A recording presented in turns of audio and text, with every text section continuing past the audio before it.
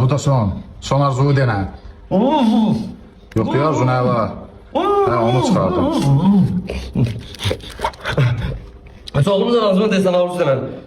Eləyəsən də? Hə. Arzu. Onlar haqqında axırıncı dəfə sevgilimlə danışım. Ay blin ala. Sağ ol. Konturmadı ha?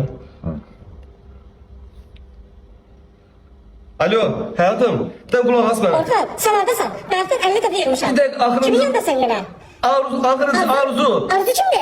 Onu da kaybet verirsen ha bana. O Arzu yok. O da Arzu Kız tutun. Sen Arzu ben... ben... bir de yıkma. Ayrılırız. Boşa düşürsen ayrılırız. Sen için mesuliyetsiz, vicdansız, insan. Yok. Devam elə.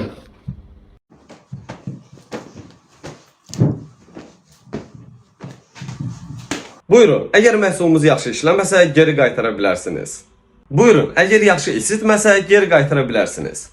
Buyurun məhsulunuzu. Bəs birdən açılmadı.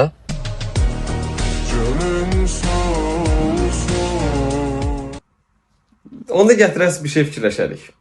Uşaqlar, 2 dəqiqə sakit durun, dalaşmayın. 2 dəqiqə işim var. Onu qutarım, sonra gələcək gəzməyin. Yaxşı, söz verin, bax sakit durun.